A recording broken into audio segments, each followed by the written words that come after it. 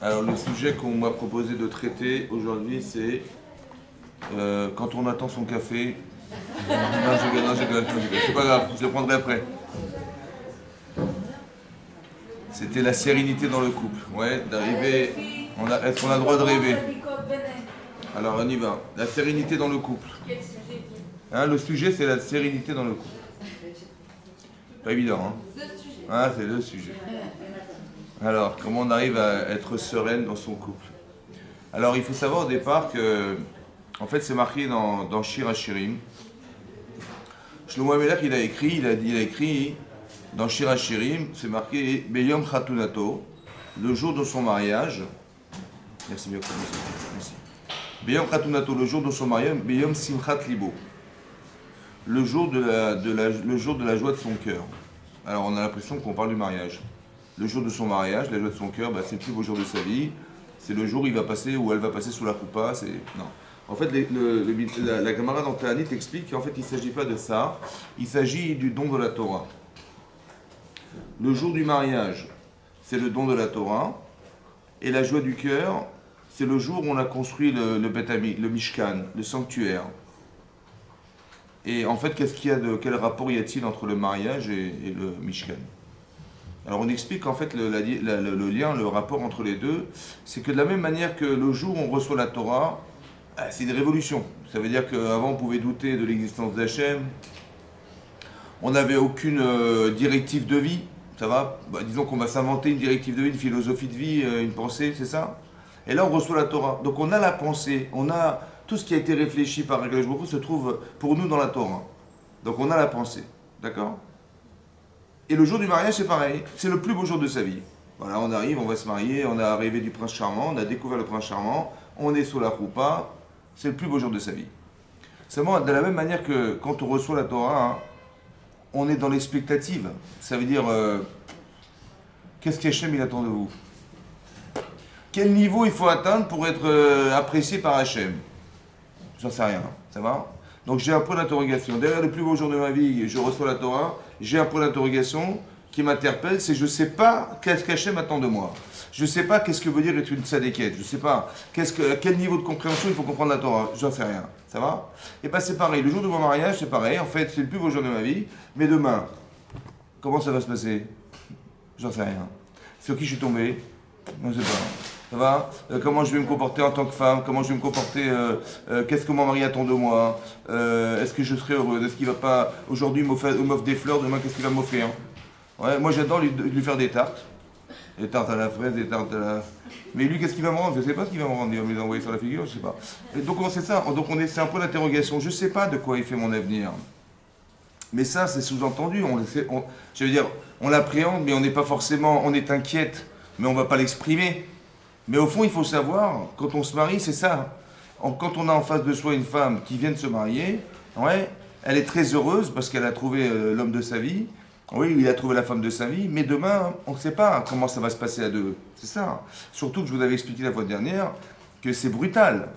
Ça veut dire que vous passez d'une femme célibataire à une femme qui partage sa vie avec un homme qui n'a rien à voir avec vous, quoi. Je veux dire, je sais pas, physiologiquement, en termes d'envie, en termes de besoin, en termes de compréhension de la vie, il y a plein de choses qui nous séparent, c'est ça ou pas?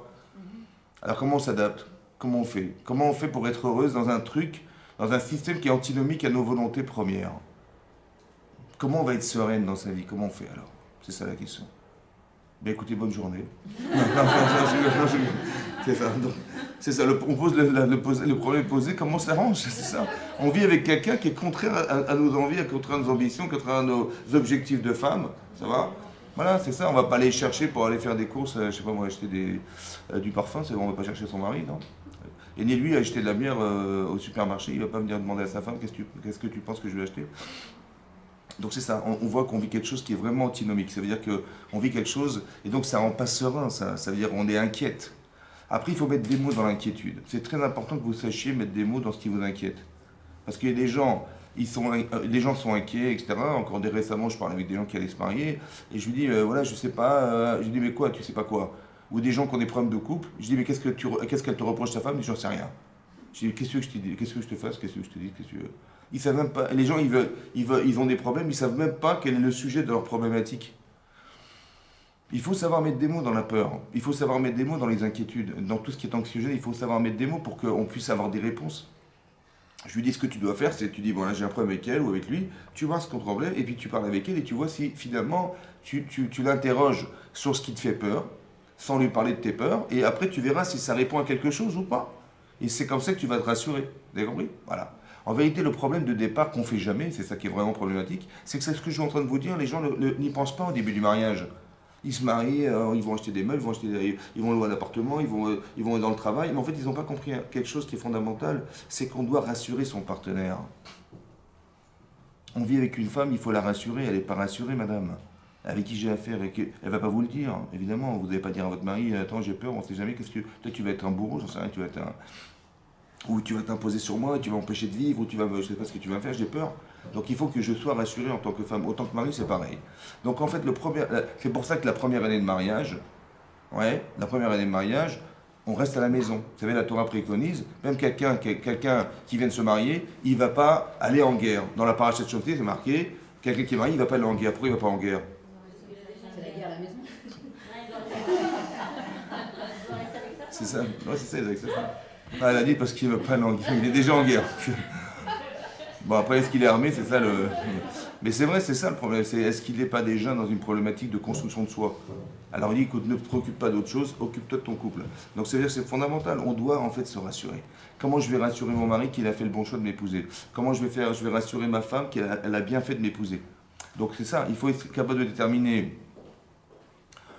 Et il doit le savoir que pourquoi sa femme elle a épousé son mari, il doit le savoir. Et donc il doit être en capacité de rassurer son épouse sur le choix qu'elle a pu faire de lui. Ça va? Et ce travail-là, en fait, il n'est pas forcément fait. C'est pour ça que même après 10 ans, les gens, elle n'a pas où tu vas, qu'est-ce que tu fais, elle a toujours peur, etc. Parce que quelque part, on n'a pas fait ce travail préliminaire qui est au départ de rassurer son épouse ou son mari.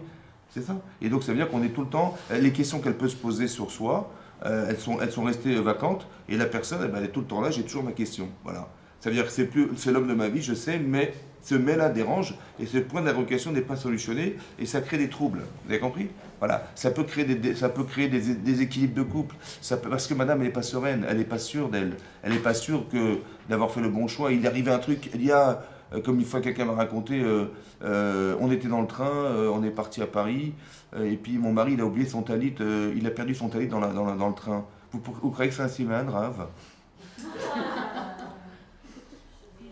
Le truc, est-ce que j'ai fait le bon choix? Le talit qu'on avait mis sur nous, il l'a perdu, est-ce que vous croyez que... Mais non, mais ça veut dire, non, mais pourquoi elle pense comme ça? Pourquoi elle dit pas, bon, on va aller chercher le talit? Parce qu'il y a quelque part un terrain à ça. Bah oui, elle est pas sereine, madame. Donc elle dit, attendez, vous croyez que j'ai fait le bon choix? Elle n'est pas rassurée, c'est clair, c'est ce que ça veut dire. Parce que pourquoi elle a pensé au pire? Pourquoi elle a pensé, j'ai peut-être m'arrêter mon zivou, j'ai peut-être raté? Parce qu'elle est dans cette perspective elle a cette anxiété, cette peur qui n'a pas solutionné chez elle. Et donc elle traduit ça comme peut-être que ce que j'ai douté, c'est la vérité. Voilà. Et donc voilà, il a perdu son talit, c'est fort pour moi. Ça veut dire, c'est pas son talit de tefila qu'il a perdu, c'est son talit de mariage. Vous avez compris? Donc tout de suite, on fait le lien mariage. Et donc il y a quelque chose à décanter là-dedans. Et ça, c'est important il faut faire en sorte qu'on soit rassuré. Ça prend du temps. D'accord? Mais il faut qu'un jour, sa femme, elle puisse dire un jour, il va dire, je vais partir, je sais pas où je vais faire. Elle dit, bah, bien sûr, va où tu veux, il n'y a pas de problème. Elle a confiance en son mari autant qu'il a confiance en elle. Donc il y a un travail à faire de se rassurer. C'est ça qui est marqué quelque part. Ça peut se passer dans la difficulté. Ça peut se passer dans la meilleure des situations. Ça va? Il y a toujours les deux options. En fait, quand on reprend l'exemple de la Gemara, c'est marqué dans la Gemara que c'était Yom Khatunato, le jour de son mariage, c'est le jour du matin de Torah. Maintenant, quand on connaît l'histoire de ce qui s'est passé avant qu'on ait reçu la Torah, oui, parce qu'on a fait la faute du veau d'or. Ça va? On a fait la faute du veau d'or. Mais dans la faute du veau d'or, ça veut dire qu'on a trahi une relation avec Hachem.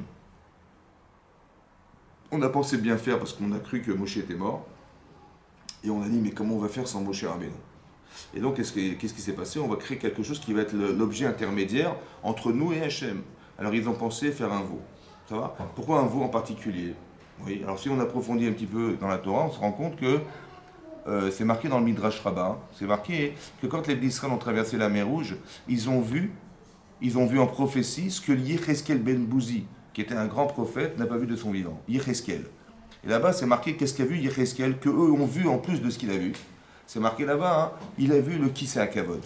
Il a vu le trône céleste, sur lequel il y avait scruté 4 visages. Il y avait le visage de l'homme, il y avait le visage du taureau, le visage du lion et le visage de l'aigle. D'accord? Donc le visage de l'homme, donc c'est, on va dire, le roi des êtres vivants, c'est l'homme. L'homme et la femme, c'est l'homme, oui. Ensuite, le roi des animaux domestiques, c'est le taureau. Le roi des animaux sauvages, c'est le lion. Et le roi des volatiles sauvages, c'est l'aigle. D'accord? Et on retrouve ces symboles dans la vie. On retrouve les nazis, ils avaient utilisé l'aigle, etc. Donc ce sont des symboles très forts qui existent en fait, mais qui sont mal utilisés. Et ça, c'est marqué dans Yecheskel que tout ça repose sur un pied.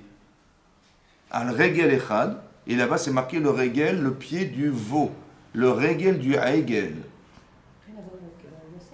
Non, là-bas c'est Hegel. Donc eux, ils ont pris un lingot, ils ont jeté, c'est devenu. Mais pourquoi c'est sorti un veau? Parce qu'ils ont pensé que la base de tout ça, c'est le pied du Hegel, le pied du veau.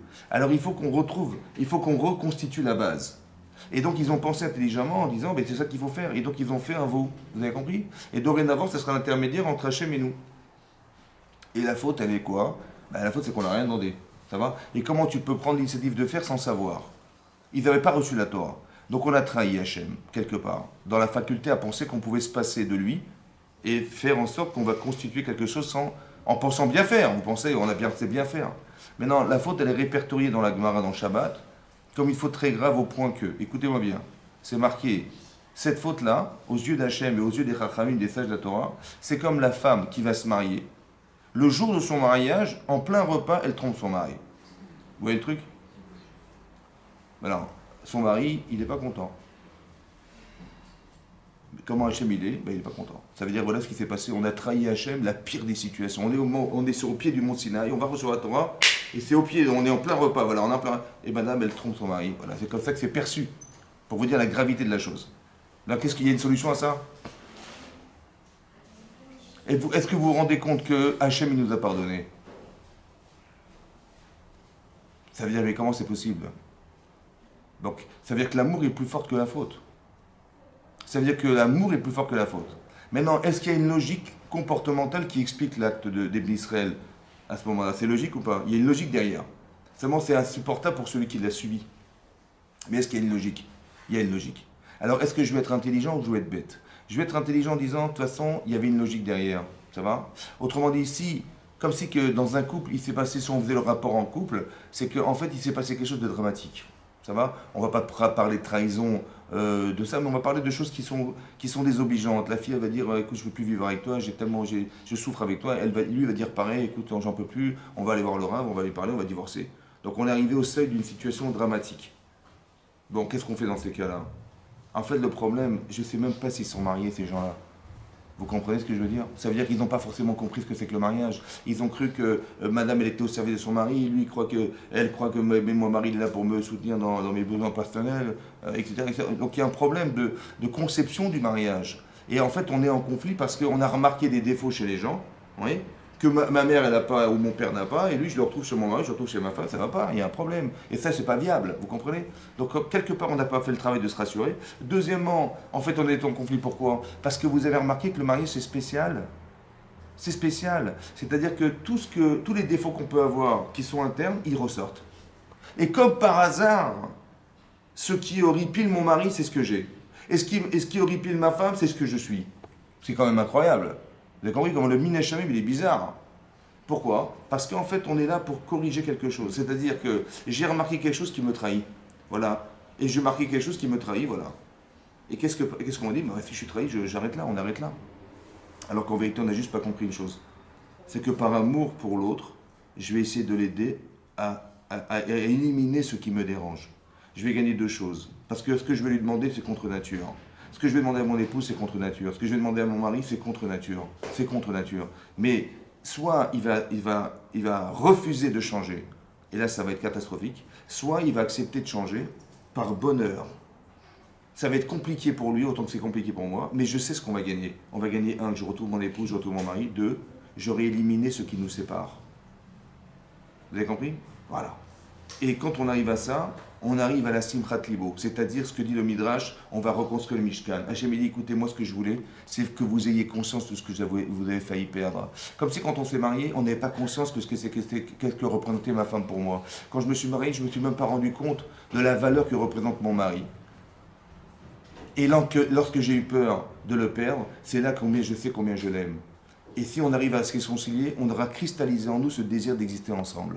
C'est là qu'Hachem, il dit, on construit le Mishkan. Vous avez compris? On n'a pas construit le Mishkan, la résidence d'Hachem dans notre couple, ou dans le clan Israël, lorsqu'on a reçu la Torah. Non. On a dû attendre 1 an et demi pour le faire. Pourquoi? Parce que, est-ce que vraiment, quand tu reçois la Torah, tu as conscience de ce que tu fais? Lorsque tu te maries, est-ce que tu as conscience de ce que veut dire être marié? Qu'est-ce que représente ton mari pour toi? Ça va? Qu'est-ce que représente ta femme pour toi? En fait, on n'a pas conscience. C'est lorsqu'on a failli tomber dans un échec qui peut être dramatique pour nous, que là je dis non, je tiens à elle, je ne vais pas la perdre. Alors je vais faire le travail qu'il faut parce que je veux la rendre heureuse. Je vais faire le travail qu'il faut parce que ce qu'il me reproche, si c'est légitime, j'essaierai de corriger pour retrouver mon mari. Vous avez compris? Mais cette conscience, on ne l'a pas au départ. Parce qu'on n'a pas eu peur de perdre. Vous avez compris ce que je veux dire? C'est ça. Voilà. Et cette conscience-là, elle passe des fois par ce système-là qui s'appelle Yom Khatunato, Yom Simchat Libo. Le jour où on s'est marié et le jour de la réalisation du Mishkan, c'est-à-dire notre maison, elle va commencer à se construire à ce moment-là. Parce que je sais ce que veut dire ma femme, je sais à quoi je tiens maintenant. C'est quand j'ai failli perdre que je sais à quoi je tiens. Ça va? Et cette conscience, on l'a pas, et donc on l'a construit dans la faculté qu'on a de reconnaître nos erreurs. Oui. Et là, on arrive à un moment à se dire, mais c'est sûr que je l'aime, c'est sûr que je veux garder mon mari, c'est sûr que ma femme. Et là, on va commencer à rentrer dans un domaine de sérénité de couple. C'est-à-dire qu'on va savoir que je sais ce que j'ai failli perdre, d'accord? Donc je vais faire attention comment je lui parle, je fais attention comment. Mais comment je vais faire? Puisque mon mari n'est pas de nature à comprendre mes sentiments. Une femme, elle parle à demi-mot, elle ne dit pas tout, il y a beaucoup d'allusions dans ce qu'elle veut dire, etc. Il ne faut pas comprendre ce qu'elle va vous dire, forcément, vous êtes des femmes, mais comprendre ce qu'elle a essayé de vous dire. C'est ça, c'est pas pareil. Et elle va vous dire des phrases où on dit des mots, mais en vérité qui ne correspondent pas forcément à ce qu'elle a voulu dire, mais qu'est-ce qui était sous-entendu derrière? Donc il faut avoir une intelligence un peu spéciale pour comprendre les femmes, c'est de comprendre derrière ce qui est caché derrière les mots. Et ça, c'est compliqué. Un homme n'est pas habitué, les hommes sont francs, ils disent directement ce qu'ils pensent. La femme, elle est plus pudique, donc elle va dire des choses, mais il ne comprend rien. Mais je voulais te dire ça, et en fait, il faut s'habituer à ce langage. Le problème, c'est que si on reste un homme en couple, et si on reste une femme en couple, c'est problématique. Parce qu'on ne comprend pas forcément ces messages. On ne comprend pas ce que la personne a voulu dire. Ça va? Donc, qu'est-ce qu'il faut faire? Ben, de la même manière que, je sais pas, je vous pose une question simple. Si demain vous partez de Paris, d'accord? On vous mute, vous êtes muté, je sais pas moi, dans un pays étranger, ça va? Vous connaissez ni le langage, ni vous parlez le langage, ni vous connaissez l'endroit, ni vous avez des copains, des copines, des amis, des machins, personne, zéro. Qu'est-ce que vous faites? Vous êtes là-bas, vous arrivez en Chine, voilà, vous arrivez en Chine, ouais, vous ne parlez pas le chinois, vous vivez à Pékin et vous connaissez rien du tout. Où est-ce que je vais travailler, où est-ce que je vais mettre mes enfants, la mentalité chinoise, je ne comprends rien, le langage, je ne comprends rien, qu'est-ce qu'on fait? Si vous restez des Français en Chine, hein? Comment? Très bien, donc qu'est-ce qu'il faut faire? Vous avez tout adapté. Donc il faut apprendre le chinois. D'accord? Il faut apprendre à comprendre votre mari. Parce qu'il parle chinois. Ça va? Après, s'acclimater. Bah oui, c'est ça, il parle chinois. S'acclimater à la vie en Chine, la mentalité chinoise, etc. Mais c'est pas ça qu'il faut faire en couple. Hein? Est-ce qu'il ne faut pas comprendre le langage de son mari ou de sa femme? Est-ce qu'il ne faut pas s'acclimater à la différence parce qu'elle est une femme? Elle réfléchit comme une femme, elle a des désirs de femme, elle a une logique féminine que je n'ai pas, etc. Donc, est-ce qu'il n'y a pas un travail au départ qui est logique de faire? C'est de comprendre le féminin. Ou de comprendre son féminin. D'accord? De comprendre son épouse, de discuter avec elle, de parler avec elle, de communiquer avec elle, d'essayer de comprendre comment elle réagit, comment elle pense, comment elle... Et c'est évidemment ça qu'il faut faire. Et son mari, c'est pareil. Moi, je suis une femme, je ne comprends pas les hommes, qu'est-ce qu'ils sont intéressés par tout. Moi, ça ne m'intéresse pas du tout, ça va? Il y a des conflits parce qu'il veut faire ça, j'ai envie de faire ça. Et en fait, on ne se comprend pas parce qu'on n'a pas des désirs communs. Alors, si je ne suis pas rentré dans cette logique masculine, dans le caractère masculin, parce que les hommes sont fiers, vous avez compris? Ils sont fiers, les hommes. Les femmes, elles ne sont pas dans cette recherche de fierté. Mais c'est comme ça, c'est ça que je vous avais expliqué la fois dernière. Vous voyez dans la cour d'école, les petits-enfants qui jouent dans la cour, c'est les mêmes. Votre mari, c'est le petit garçon qui a 6 ans qui cavale dans la cour, c'est le même. À la différence qu'il a grandi. Mais il a les mêmes caractéristiques. Le caractère d'un enfant, c'est je suis le plus fort, je cours le plus vite, je vais te casser la figure, je suis un compétiteur. Vous avez compris? Voilà, c'est ça les garçons. Ils adorent le foot, ils adorent les trucs. Pourquoi? Parce qu'il y a une compétition, il y a la boxe, il y a la compétition. Et une femme, elle n'a pas du tout ni intéressée au foot, ni intéressée à la boxe. Ça va? Pourquoi? Parce qu'on n'est pas construit de la même nature. On n'a pas la même nature. Maintenant, si une femme, elle n'a pas compris la nature de son mari, vous savez ce qui va se passer comme problème? Un problème. Elle va rentrer en conflit. Vous savez ce qu'il va comprendre, lui? Elle veut rentrer en compétition avec moi. Et vous dites, mais je ne voulais pas rentrer en compétition avec toi, je voulais juste te parler. Mais lui dit, mais attends, tu veux te bagarrer avec moi, ça veut dire que tu vas avoir le dernier mot, mais tu vas voir ce que je vais te faire. Et on va se bagarrer, tu vas voir que je vais gagner. Vous avez compris ce qui va se passer? Donc si je n'ai pas compris à qui je m'adresse et que la nature de mon mari n'est pas la mienne, mais moi quand je parle, je suis une femme, je parle avec une femme, on n'est pas dans la compétition, donc on se dit des choses, on échange, etc. Et lui, il a cru qu'on voulait se bagarrer, quoi. Il a cru que je voulais avoir le dernier mot. Il a cru que. Alors que l'homme, il est un. Ben oui, c'est comme ça. Alors qu'un homme, il est fier d'être un homme, vous avez compris? Donc. Donc un homme, il est fier d'être un homme. Et à part ça, sa fierté, elle emmène à ce que c'est le petit garçon qui est dans la cour d'école, qui dit, bah, on va faire la course tous les deux, viens, on va faire la course, tu vois, je vais te gagner. C'est ça, c'est le même, c'est le même. Seulement, il a grandi. Il court après autre chose. Vous avez compris? Voilà, après c'est son travail, c'est l'argent, c'est la réputation, c'est le machin. Mais c'est le même, c'est-à-dire que la base est construite de la même façon. Donc quand on rentre en conflit avec son mari, il faut faire attention de ne pas comprendre et de ne pas faire l'amalgame de croire que moi je vais discuter avec une femme. Non, tu parles avec un homme. Et donc tu vas peut-être rentrer en conflit, mais en conflit de compétition. Et lui, il va penser, elle va essayer de me battre. Ouais. Et bien tu vas voir qu'elle n'aura pas le dernier mot.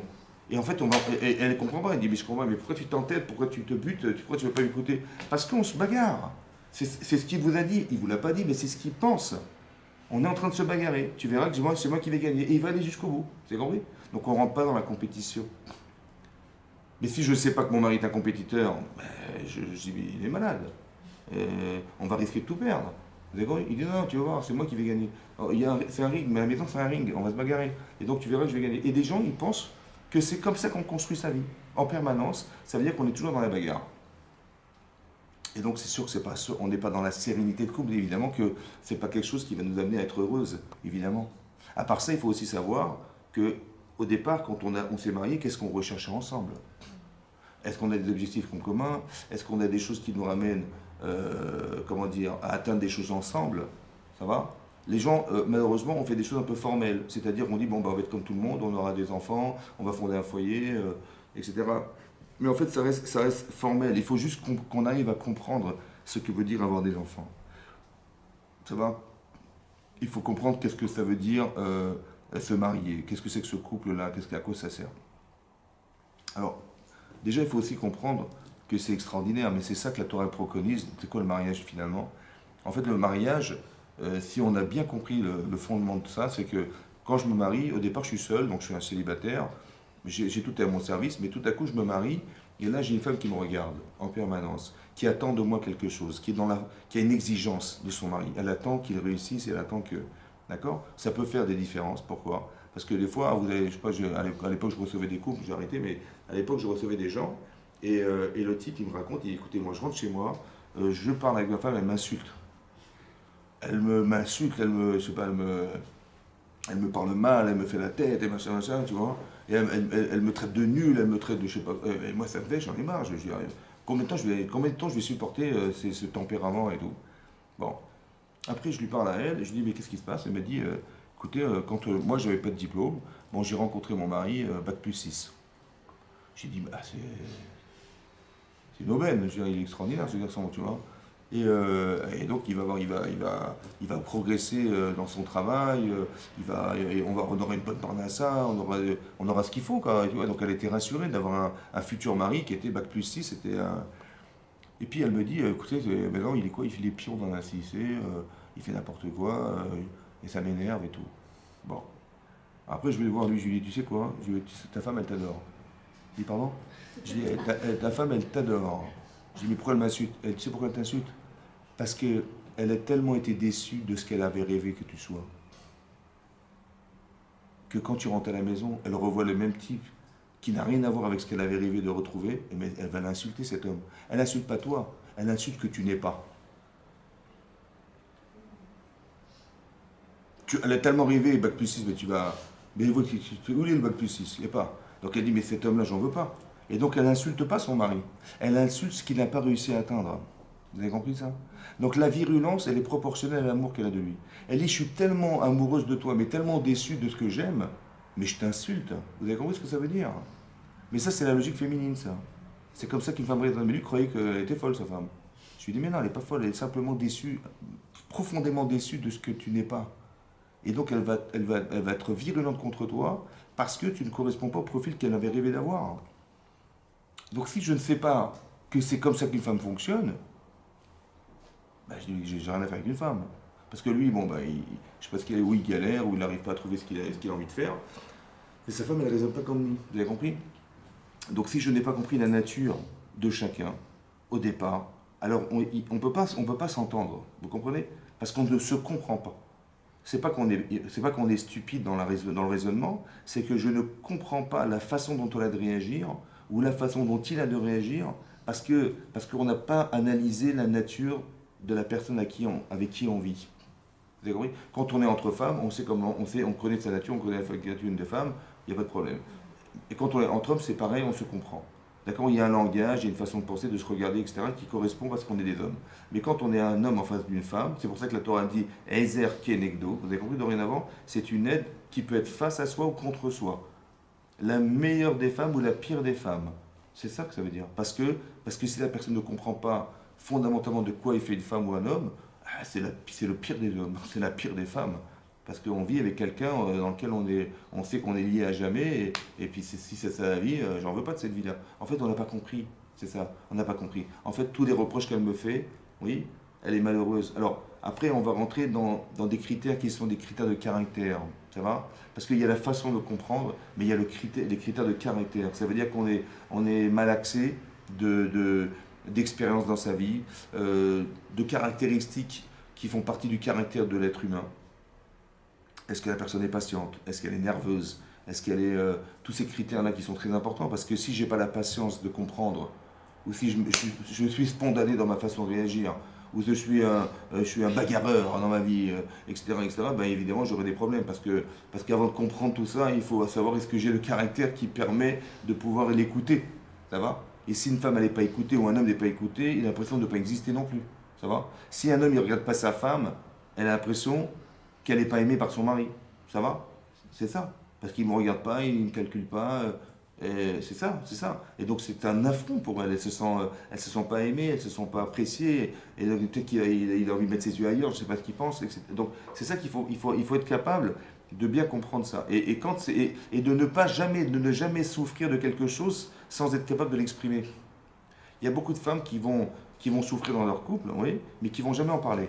Parce que Shalom Baït, vous avez compris? Voilà. Il faut que la paix des ménages, bon, c'est pas grave, j'encaisse, c'est pas grave, et après elle tombe malade, parce que et puis ça monte, et à la fin ça explose. Et on se dit, mais qu'est-ce qui t'arrive? Je comprends rien. Ben, en fait, ça explose parce qu'elle a accumulé, mais oui, mais j'ai gardé sur moi, j'ai gardé, mais combien je vais garder? En fait, c'est dommage, et c'est très grave, parce que on ne rend pas service à la personne avec qui on vit. Parce que je souffre de ça, et je le garde pour moi, alors qu'en vérité, la solution, elle va venir du fait d'en discuter, le fait de réparer ce problème, c'est ça. Alors que ni lui va changer, ni moi je vais changer, au contraire, je vais exploser. Ça va? Et donc ça, il ne faut pas. Il ne faut jamais garder sur soi. L'erreur qu'on ne va jamais faire non plus, c'est que lorsqu'on souffre personnellement de quelque chose en couple, je ne vais pas téléphoner à maman. Bah oui, c'est ce qui se passe souvent. Allô maman, t'as vu mon mari ce qu'il me fait, j'en ai marre. Et après je lui dis, mais pourquoi t'as parlé de ta mère? Il m'a dit, bah, j'ai pas de confidente. À qui je vais parler? À ma voisine? Bah, ma mère c'est ma confidente, je téléphone à ma mère. Je dis, mais c'est la pire des choses. C'est la pire des choses. Parce que qu'est-ce qu'elle va faire, maman? Au moins elle m'écoute. Mais qu'est-ce qu'elle va faire? Elle va garder ça. Hein? Elle va garder en elle. Mais non, imaginez, ça va se réconcilier. Ils vont se réconcilier. Qu'est-ce qu'elle va garder en tête? Bah, c'est qui ce gendre? Ça va? Et donc j'ai un problème parce que j'ai ma belle-mère contre moi. Et j'ai un autre problème, c'est que j'ai manqué de Kibboud Avaim. Hein? À la belle-mère, ouais, exactement. Donc c'est ça le problème, c'est qu'en fait, on devrait s'expliquer entre nous, ça va? Ça veut dire que ça doit rester dans la cellule familiale, ça doit jamais sortir du couple. Parce que dès que ça sort, c'est dramatique. C'est un manque de respect des parents, parce qu'on les fait souffrir alors que ça ne les concerne pas, ça va? Il vaut mieux peut-être mieux mentir, non? Non? Mieux mentir, tout va bien, jusqu'à ce qu'on s'arrange, mais jamais mettre en difficulté mon mari vis-à-vis de ma mère, ou de mon père, ou je sais pas quoi, et le contraire aussi est vrai. Mais les gens, ils veulent se soulager, vous comprenez? J'en ai marre, j'ai un mur en face de moi à qui je vais parler, c'est ça. En fait, le problème, c'est que je ne sais pas gérer ma vie. je ne sais pas m'arranger avec lui ou avec elle. Et donc je vais me confier à quelqu'un d'autre, mais en fait ça pose un problème. Ça pose un problème parce que je ne suis pas rassuré, autant que je n'ai pas, comment on veut dire, je n'ai pas la faculté à pouvoir confronter des problèmes. C'est un problème de personnalité aussi. Est-ce que j'ai la personnalité suffisamment grande pour m'expliquer? Ou alors j'ai l'intelligence d'amener à ce que mon mari, il m'écoute. C'est de l'intelligence, ça. Ça veut dire quoi de l'intelligence? Ça veut dire que si par exemple vous allez parler d'un sujet qui le fâche, il va se mettre en colère. Bon, il va crier, Bon alors, qu'est-ce qu'elles font les femmes? Bon, on va arrêter de parler de ça, il va s'énerver. D'accord? Donc, en fait, qu'est-ce qu'il a fait lui? Il a joué l'homme, d'accord? Et comme madame, elle est un peu plus frileuse que lui, et dès que le ton il monte, c'est comme un avion il passe, on se bouche les oreilles, ça va? Il y a un taux de décibels qui est insupportable. Et donc, qu'est-ce qui va se passer? Elle va se fermer les oreilles et dire, bon, mais finalement, il a gagné, parce que finalement, on n'a rien solutionné. Mais comme il crie, qu'est-ce que je vais faire? Il crie. Alors, qu'est-ce que vous faites? On attend qu'est-ce qu'il y a. Ouais, mais il crie tout le temps. Alors, qu'est-ce qu'on fait? On garde. Hein? Comment? On garde. Et donc, vous perdez, c'est vous qui perdez, parce que vous souffrez alors que lui, il crie. Il fait exprès, lui, il ne veut pas changer, lui. Donc, il va crier, hein? On crie aussi alors. Ben non, alors qu'est-ce qu'il faut faire? Alors, hein? Alors plus doucement. Alors peut-être qu'il faut le dire comme ça. Le dire comme ça. Tu sais quoi? J'ai très bien compris que ce que je te dis te dérange. Et la seule manière que tu as trouvée pour ne pas m'écouter, c'est de crier. Mais moi, ça marche pas. Tu peux crier toute la journée, il n'y a pas de problème, les voisins ils seront au courant, il n'y a pas de problème. Mais j'ai un problème, je souffre avec ça. D'accord? Je souffre de ton comportement, je souffre de ton manque d'attitude vis-à-vis de moi, du regard que tu as pas sur moi, du fait de ne pas m'écouter, de faire machin. Ben, mets-toi 2 secondes à ma place. Imagine-toi, je suis un fantôme. Tu rentres à la maison, il y a un fantôme là qui se balade, c'est ta femme. Si tu es un mari fantôme, un père fantôme, ben ça va pas. Mais je me suis pas marié pour avoir la photo de mon mari à la maison. Donc tu vois que c'est pas viable. Je dis ouais d'accord, et alors quoi? Ben d'accord, je voudrais qu'on en discute. Qu'on soit plus. Et dit quand tu seras calmé, ça sert à rien de crier, de toute façon je suis patiente, tu vois, je suis patiente. Donc l'amener à penser que c'est possible d'entendre. Vous avez compris ou pas? Mais il faut exprimer ce que vous ressentez. Par exemple, un homme il va parler avec sa femme comme il parle avec des hommes. Bon, il va parler dur, il faut faire ça, il faut faire ça. Et lui, c'est comme ça qu'il fonctionne en entreprise, hein, vous comprenez? Donc il croit que sa femme, c'est la secrétaire de. Hein? Non, mais c'est vrai. Alors je lui dis, mais ta femme, sa femme, c'est une femme, c'est pas un homme. Donc arrête de parler à ta femme comme tu parles avec un homme, ça va? Et donc, il n'y a pas cette, comment dire, cette façon de respecter qui correspond au profil de son épouse. Donc il n'est pas capable de lui parler comme il aurait parlé à une femme. D'accord? Et donc, mais en fait, ça va, le fait de pouvoir s'exercer de cette manière, c'est un exercice qui va lui permettre d'être un peu plus noble, ça va? De savoir mettre des nuances, de savoir respecter autrement, ça va? Donc c'est ça, il va sortir du ring, il va rentrer, il va offrir des fleurs, il ne sait pas offrir des fleurs. Donc il va changer, il va être un agriculteur, un paysan, il va commencer à... Mais il va changer sa vie. Mais c'est ça qui va se passer. En fait, qu'est-ce qui va se passer? On va se rendre compte que le couple, en fait, c'est un filtre. C'est extraordinaire, hein? Le couple, c'est un filtre, les enfants, c'est un filtre.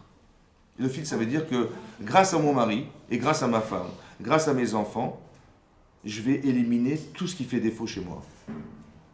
Mais sans que je fasse un effort particulier, hein?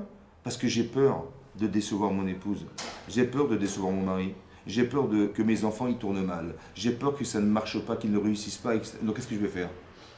Tout ce qui fait défaut, il ne faut pas que ça se voit, il ne faut pas que ça s'entende. Il faut pas... Vous avez compris ça? Donc qu'est-ce que je vais faire? Je vais faire un travail sur moi-même, je vais m'instruire, je vais faire des choses. Parce que j'ai surtout pas envie que mes enfants ils ratent leur scolarité, j'ai pas envie qu'ils aient des mauvaises midotes, j'ai pas envie qu'ils soient une mauvaise mère pour eux. J'ai pas envie, ni je veux être un mauvais père pour eux, ça va? Et donc je vais faire un travail sur moi, ouais, qui va faire de moi un tzaddik, qui va faire de moi une tzadikette. Ça veut dire que je vais devoir arriver à une forme de perfection en soi parce que je veux que mes enfants soient parfaits. Mais grâce à qui? Grâce à mes enfants. Vous avez compris? Je suis un exemple pour eux. On dira papa, il a toujours été un bon exemple. Il y a des gens, ils étudient jamais la Torah, ça va? Bon, mais ils ont mis leurs enfants dans des écoles juives. Ils arrivent à un âge, il faut faire la Mishnah. Bon, et alors tu as révisé ta Mishnah? Pardon? Tu as révisé ta Mishnah? Alors tu as une interrogation demain. Tu veux qu'elle révise avec moi, papa? Mais tu sais bien que je ne sais pas étudier, tu sais bien que. Alors tu me demandes de faire une chose que tu ne veux pas faire, je comprends pas. Et les enfants, ils adorent les contradictions. Ils sont champions du monde, là. Dès que tu te condamnes, les papas ne me demandent pas, tu dis attends. Fais-toi, vous avez compris? C'est ça. Ça veut dire qu'on est obligé d'être, vous avez compris? Et des gens qui ont compris ça, ils disent vite, vite, je vais prendre des cours, où est-ce qu'il est le cours du Rav, je vais commencer. Mon fils qui va faire Baba Mitzia l'année prochaine avec Mara, il faut que je cherche me débrouiller, il va commencer à étudier. Alors qu'il n'a jamais étudié de sa vie. D'accord. Il va commencer à prendre des Mishnah, il va commencer à prendre le fromage. Il faut dire un Dvar Torah à la maison, hein, on va pas rester comme ça. Et bien ça l'oblige, vous comprenez ou pas? Comme c'est que le couple avait été organisé, ouais, parce qu'on veut que nos enfants réussissent, on veut être un mari parfait, on veut, eh ben ça nous oblige, vous avez compris? Et ça, c'est dans cet esprit-là qu'il fallait le comprendre au départ. C'est un filtre, vous avez compris? On rentre avec une certaine couleur, on sort avec une autre. Vous avez compris? Il y avait de la saleté, elle s'élimine au fur et à mesure. Et on élimine. Et quand ça va pas, et on le sait, parce que quand on est de mauvaise après on dit, ben, tu t'y attendais quand même, tu vois bien comment tu parles, comment tu te comportes. Il y a des gens qui ils se disputent toute la journée en couple. Ça va? Ils rentrent à la maison, devant tous les enfants, devant tout ça. Mais qu'est-ce que vous croyez qu'ils pensent les enfants? S'ils pensent que c'est ça un couple, ils vont vouloir se marier, les gens? Vous croyez? Quand ils vont arriver à l'âge de mariage, je me dis, ouais, j'ai le souvenir de ma mère et de mon père, toute la journée, ils criaient. Je préfère rester seul, franchement. Et on ne se rend pas compte qu'on crée des traumatismes. Parce qu'on ne se permet pas, oui, ou l'inverse. On voit qu'ils s'engueulent, ouais, et le matin, ils sont tout bien. Et les enfants, ils ont été dormir entre-temps. Donc ils se sont réveillés, qu'est-ce qu'ils croient? Il dit, papa, il a eu raison. Vous savez, c'est lui qui a gagné la course. C'est lui qui a gagné. Le garçon, il va dire, tu vois, c'est papa qui a gagné. Ben moi aussi, je vais gagner. Vous avez compris ce qui se passe? Ça veut dire qu'on fait des erreurs pédagogiques, que quand ça ne va pas, ouais, on le montre. Ou quand ça ne va pas, on ne le montre pas. On ne montre pas qu'est-ce qui a pu faire que ça s'est arrangé. Et on laisse à l'imagination ceux qui sont là pour s'imaginer ce qui s'est passé. Ben, la fille, elle va dire, bah, maman, elle a été gentille, je sais pas ce qu'elle va penser. Et le garçon, il dit, papa, il a gagné. Parce que moi, si j'avais été à papa, j'aurais gagné. Et qu'est-ce qu'on met dans la tête des enfants? Vous avez compris? Et ça, il faut y penser au départ. C'est comme un... Comment il s'appelle? Il y avait dans une école, il y a un enfant, il excellait en Kodesh. D'accord? Et tout à coup, on ne sait pas pourquoi, son niveau, il a régressé d'un coup. Il n'étudiait plus, il ne faisait plus rien. Alors le directeur, il a convoqué l'enfant. Bon, il a compris ce qui s'était passé. Il appelle le père. Il dit, écoutez, vous avez remarqué les notes de votre fils en Kodesh? Bah oui, je sais, je comprends pas, il était excellent, et ça va pas du tout. Il dit, vous savez pourquoi? Je dis, non, je sais pas. Il dit, parce qu'il m'a expliqué, il m'a dit, parce qu'un jour, papa, il m'a dit, je voulais dire un Dvar Torah à table, ouais. Et mon père, il m'a dit, bah, attends, 2 minutes, attends, on va servir la dafina. Après, on va servir la dafina. Mais qu'est-ce que vous croyez que quand vous mettez ça sur une feuille vierge? Parce que quand vous dites ça, vous mettez une information sur une feuille vierge. L'enfant, il a dit, bah, la dafina, c'est plus important que la Torah. La dafina, c'est plus important que la Torah. C'est ça que je lui ai dit, en fait. C'est ça. Je lui ai pas dit ça, hein. Mais c'est ça qu'il a compris. Je lui ai dit, stop, attends, on va mettre la dafina à table. Ça veut dire qu'il a dit, la dafina, c'est plus important que la Torah. Donc la Torah, c'est secondaire. Vous avez compris ce qui s'est passé dans sa tête? Après, il a perdu le désir, et parce que si on lui a dit, mais la Torah, c'est fondamental pour toi, il faut que tu apprennes, etc. Et tout à coup, si on lui dit l'inverse, il va dire, bah, c'est comme, je sais pas moi, un enfant, il va casser un verre. Il prend le verre, vous lui donnez un verre plein de jus d'orange, il le fait tomber par terre, il le casse. Qu'est-ce que vous faites? Ouais. Ou il monte sur la table, il fait tomber toutes les assiettes. Hein? Comment vous réagissez? Comment vous, hein? Vous énervez. Très bien. Et Shabbat, si par inadvertance il allume la lumière, il dit, ah, bonjour, comment ça va? Claque la lumière, qu'est-ce que vous faites? Mais comment vous réagissez? Est-ce que vous criez? Vous vous dites, ah, le pauvre. Ah, mais comment vous êtes? Attendez, la feuille est vierge. Elle est vierge, la feuille. Donc quand je me suis énervé quand il a cassé les verres, et quand je me suis dit, mais alors c'est Shabbat mon chéri, alors? Bon, il va croire que quoi? Que Shabbat c'est moins important que casser les verres. Bah oui, qu'est-ce que vous croyez? Quand il est monté sur il a fait tomber les assiettes, je lui ai dit, mais qu'est-ce que tu fous? Comme il a une assiette? Il a une assiette. Elle a dit, ah, les assiettes c'est très important, vraiment. Et quand j'ai lu la lumière, il m'a dit, mais en vérité c'est l'inverse, vous avez compris? Donc qu'est-ce qu'on construit des choses inversées? Parce qu'on n'a pas réfléchi au départ, ça va? C'est ça. Donc il faut faire attention. Et quand on dit réfléchir, on dit, ah, je vais faire très attention. Quand il casse les verres, il faut que je mette l'intensité qui va, et qui va n'a rien à voir avec Mechal et Shabbat. Et donc moi-même, parce que je ne peux pas respecter le Shabbat et faire respecter le Shabbat, parce que je ne respecte pas fondamentalement le Shabbat. Je ne peux pas faire des gouilles. Donc il y a un travail préliminaire qui est fait, ouais, avant qu'il soit conscient de ce qui se passe vraiment, que je dois faire au départ, parce que, vous avez compris? Ça veut dire que c'est ça d'être sereine, c'est ça d'être équilibré dans sa vie. Parce que j'ai réfléchi avant, et je suis sereine que s'il arrive une chose pareille, voilà ce qui va se passer, voilà comment je vais réagir. Vous savez, c'est marqué dans la Torah une chose étonnante. c'est marqué que Yaakov, lorsqu'il a rencontré Rachel, ouais, il a dit à son beau-père, je vais épouser Rachel. Mais Yabas, il a dit une chose étonnante, il a dit, je vais travailler 7 ans pour toi et après je vais l'épouser. C'est Yaakov Avinu qui propose à son futur beau-père, d'accord, de dire, je vais travailler 7 ans pour elle et après je... Ça va? Est-ce que votre mari, il a dit à votre beau-père, écoutez, on va attendre 7 ans et puis je vais épouser votre fille? Ou il a dit, bah, écoutez, on va... Maximum 3 mois. Hein. Ah ouais, maximum, parce que plus que ça, c'est pas possible. Hein? C'est ça. Et lui, il a dit 7 ans, c'est n'importe quoi 7 ans. Il dit, je vais travailler 7 ans et après je travaille.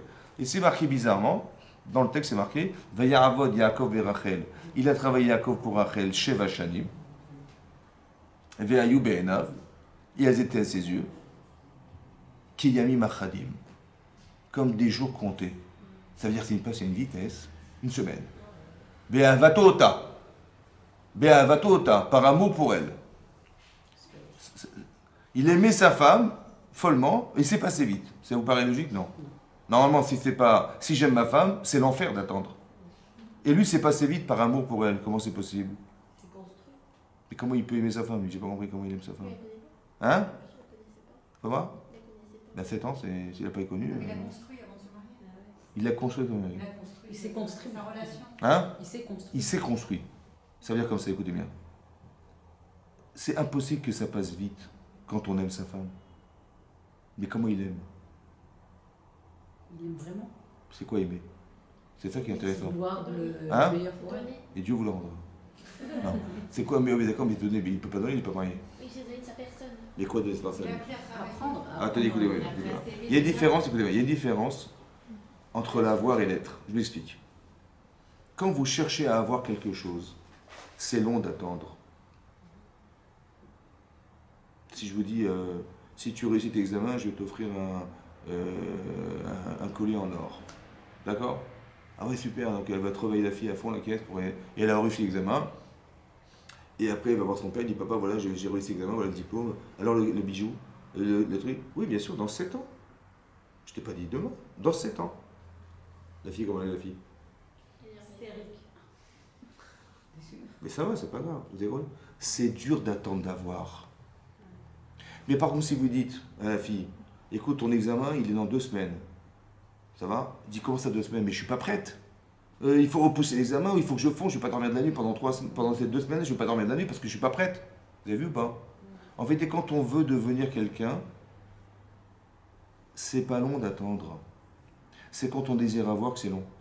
Donc quand quelqu'un vous dit, ouais, mais je veux marier vite, je veux marier, j'ai peur que ça soit j'ai envie d'avoir. Parce que si en vérité, je suis un homme et je vais me marier, et j'apprends la halakha du mariage et machin, vous savez quoi, je vais être le mari de cette femme, je vais être la femme de cet homme. Est-ce que vous vous sentez prête? Tu dis, attendez, là, j'ai pas fini, là, je pense que j'ai pas terminé. Ce qu'il a fait, Yaakov Avinu, il a étudié pendant 7 ans. Il s'est préparé pendant 7 ans, parce qu'il voulait être un mari idéal, il voulait avoir des enfants idéal, etc., etc. Donc il a fait un travail de réflexion, il a fait un programme qui a duré 7 ans. Vous avez compris ça?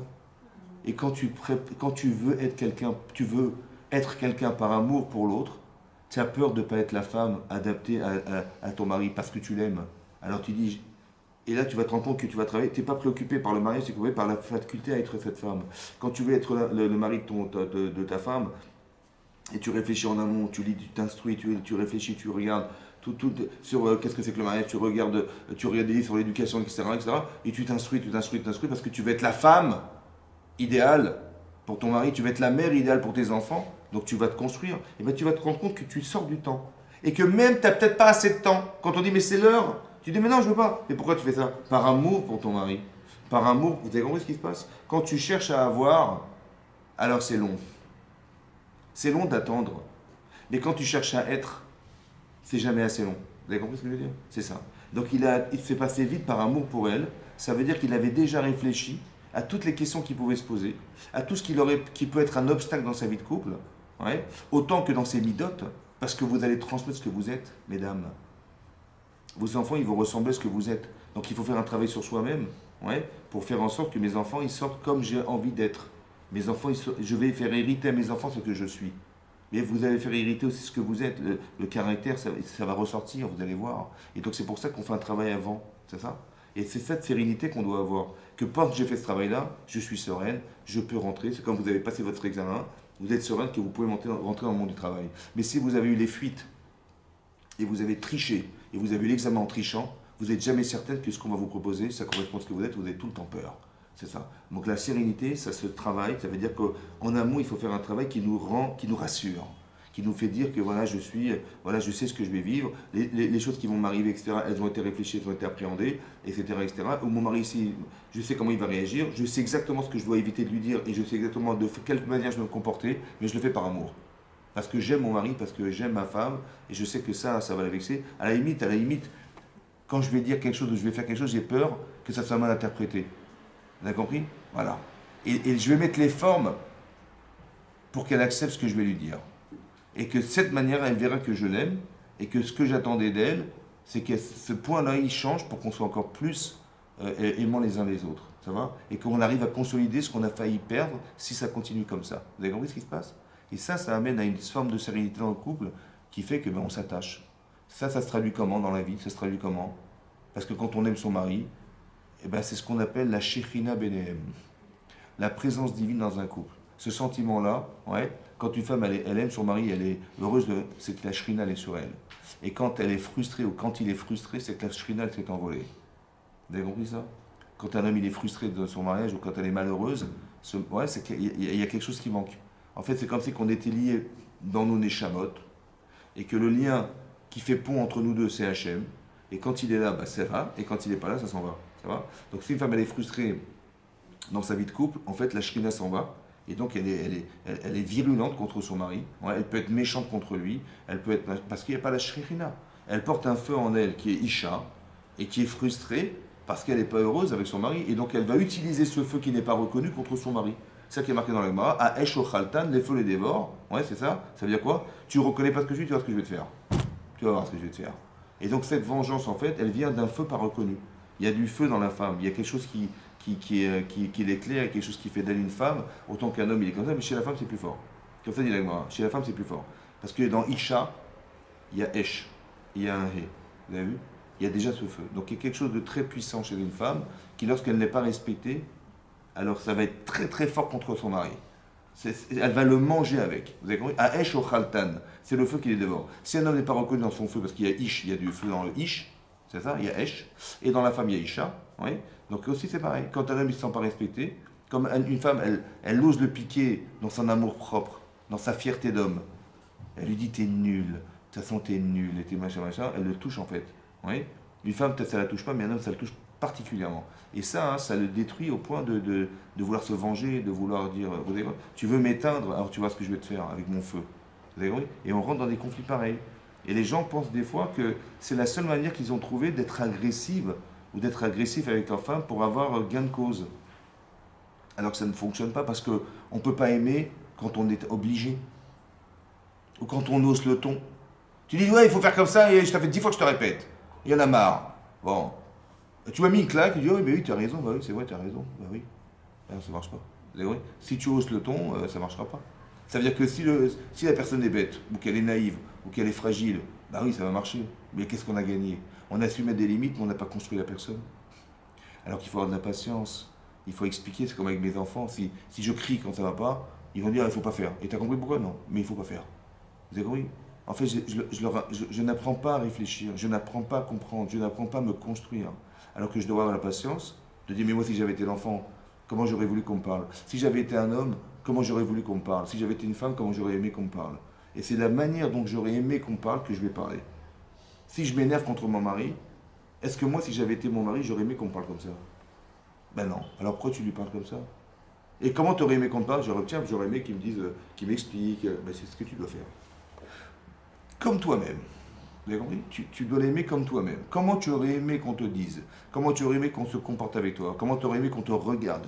Exactement, tu sais exactement ce que tu aurais aimé qu'on fasse. Alors fais-le. Et c'est ça comme ça qu'on va réussir.